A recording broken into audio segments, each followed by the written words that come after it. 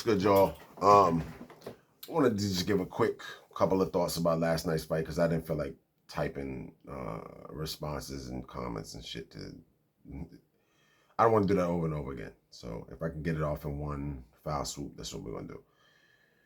So for me personally, I think there are a lot of I don't want to make it sound like a diss and be like low hanging fruit, but there are some easy conclusions to come to when you watch certain fights and certain elements are in play. Stuff like stances, stuff like weight. Weight, yes, there are weight classes for a reason. Yes, that is true. But you always have to look when we're talking about fighting and fighters. It's like making tailored suits. You can't have these off the rack ideas and think that they subscribe across the board because situations are different, fighters are different. Everybody is a human being.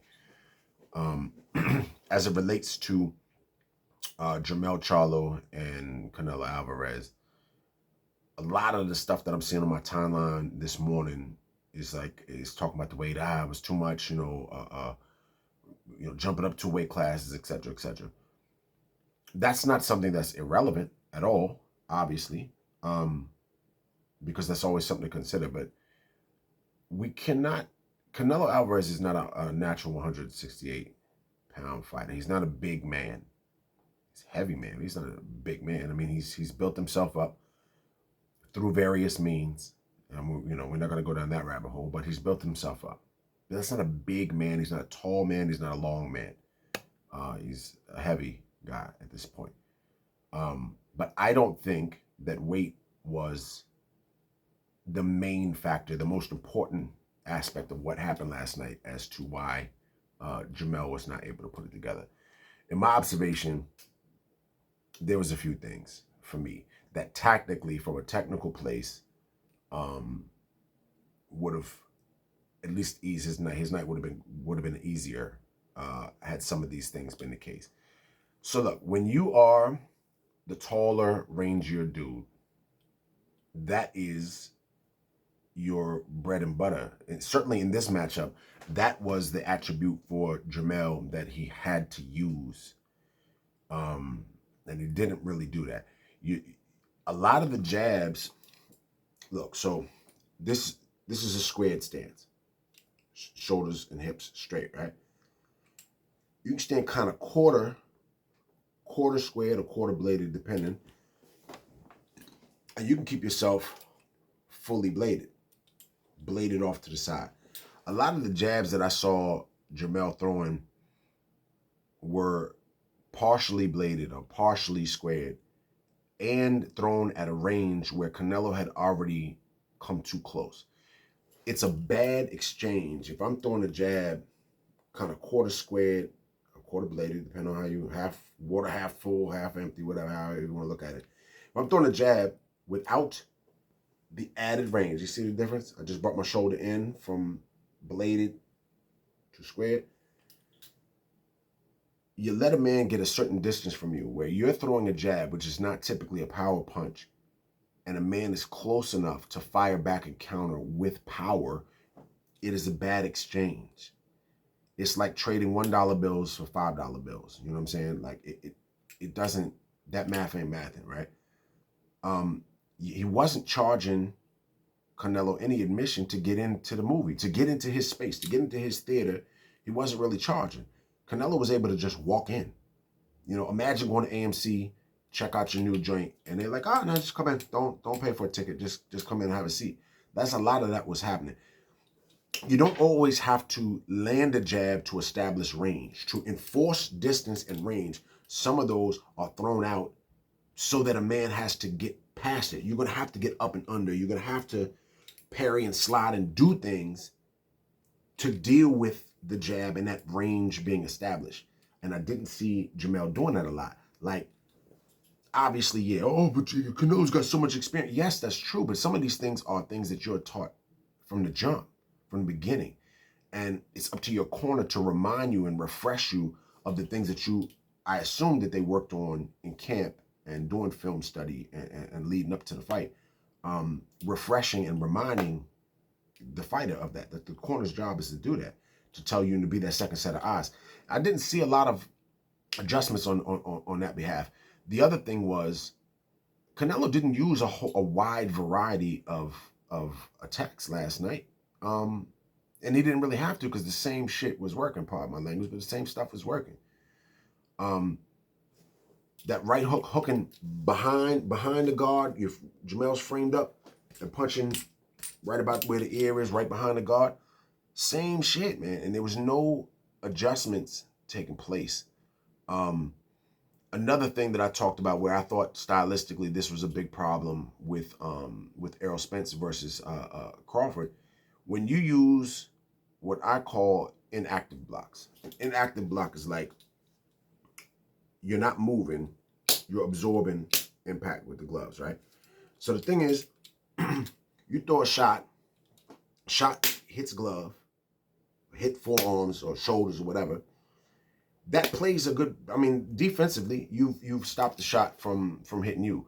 But the person also gets their hands back. Basically, you've bounced that punch back and you get your shit ready for either more offense or defense or whatever, but you get your hands back. When you parry or duck and weave, that kind of thing, you get up and under, and the person who's punching the punch, they have to yank the punch back themselves. That leaves the arms extended so that they don't immediately have that particular arm or that particular hand in service at the moment. They have to bring it back themselves, right? So I saw, and it's funny because he's got the range, so I don't understand why that kind of tactic was being employed. Now, sometimes you got to do what you got to do.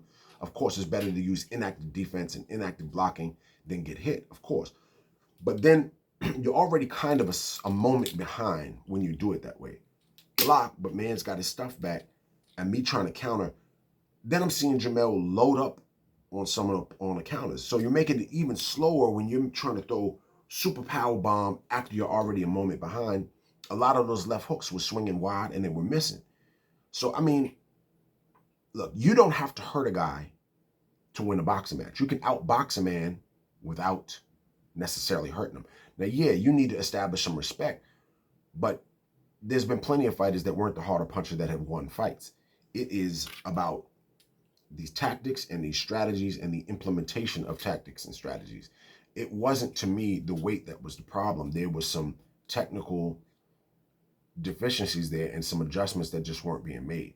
So it's too easy to just say, he jumped up 2 weight classes. That's when a guy gets mowed down, that's a little bit more apparent. Because you could dispense with most of the tactics and the strategies and just mow a man down because you're too goddamn big. That wasn't really what I saw happening. I saw some tactical errors and a lack of adjustments, and that, I think, led to what we saw last night. The other thing is, and for me, this is for me personally, if you're down, like basically you've only won a single round, if that. By the time you get to the 10th, the 11th, the 12th, bro, you might as well let them hands go, man. You might as well find out what it is and see if you can hurt the guy. Try to win this fight in one way or the other, or go out. There's nothing wrong with losing to a future Hall of Fame fighter, a multi-weight champion, etc., etc. There's nothing wrong with that. But what you don't want to do is have the regret when you look back at the biggest moment of your life and you didn't give it your all. I think it's an easier pill to swallow when you look back on your life as an old man and you're at Hall of Fame weekend in upstate New York and stuff, and you're signing autographs and you're talking about this, that, and the third, and you see all these other fighters and writers and managers and coaches and stuff. I think you'd rather be content with the idea that you tried as hard as you could, you were down, you tried to hurt the man, and maybe you got stopped the drop. I mean, this is the fight game, and any of these online dudes who never laced up, they barely can lace up their shoes, let alone gloves. Who cares about their opinion? Real fighters and real fight fans and real coaches and real people that are really, really into this sport, they're going to understand. And it takes a lot to summon the courage and the will to do what you got to do. And I just think Jermell should have let it all hang out at the end. win, lose, or draw. He was already losing. So now we're just looking at the opportunity to maybe turn things around. Or at very least, just be proud of yourself, man. And I'm not saying he shouldn't be proud of himself. Look, he climbed in the ring, and the same way that a lot of folks wanted to give Canelo props and credit, and for daring to be great with the Bivol thing. Well, then the same stuff should be said for Jermell taking the opportunity and doing what he got to do. But I just think it's too easy to simply write that situation off as a matter of weight, because the bullying wasn't really employed in a way that weight was the major problem. I think, again, from a technical place, Jermell wasn't fully bladed off. Look, in my experience, and look, man, hey, I'm just a dude, right? So dismiss me if nothing I'm saying has any traction, any weight, then look, I don't even know why you're still watching, for real. But the more a man squares up, the more he wants immediate access to both of his hands. He wants to be active. He wants to be offensive. He wants to put stuff on you. I really think it would have been better for him, Jermell, that is, to be fully bladed off, establish that range, working off the stick, and forcing Canelo to have to do things to pay admission to get close to him.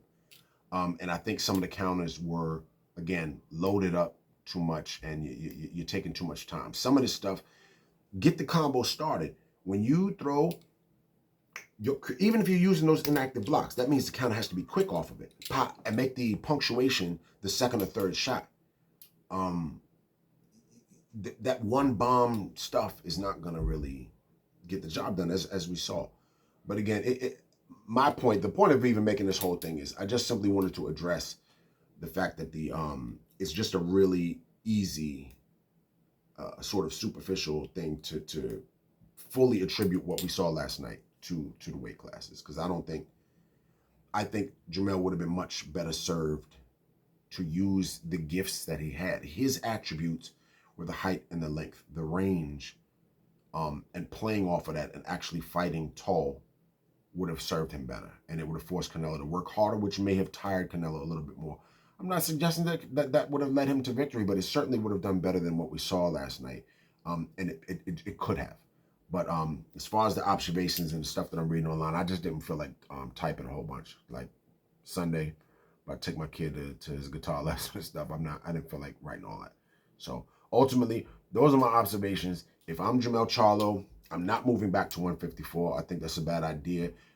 Certainly when you're in your 30s, moving up in weight and then coming back down in weight is not good for the body. And I don't think the resiliency of the body, it starts to weaken, it starts to lessen. These guys already sacrifice a lot. Their body wants to be at a more natural, larger weight as age progresses. And that's where they probably need to be. I mean, the two things that come to mind when I look at that is, Roy Jones going up to heavy and coming back down to light heavy. And then we saw Chris Bird, who in the amateurs was, I want to say, in this 160-something pounds, fought at heavyweight. And then at the very end of his career, I believe he tried to come back down to light heavy. And his punch resistance and just resiliency, it just wasn't there. So it's a bad idea for Jermell. I would say maybe come to 160. And it's not such a great jaunt up and then great jaunt down, because he didn't look fleshy and pudgy at 168. I mean, he looked fleshed out. It looked good.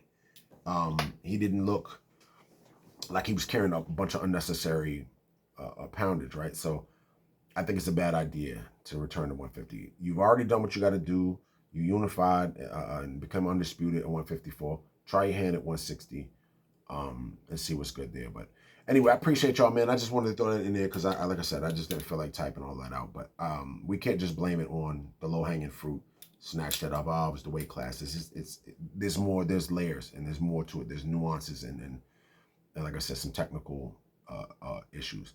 He'll study that tape. He'll relive it, and I guess he'll come to peace with what went down last night. But anyway, I appreciate y'all, man. All right, peace.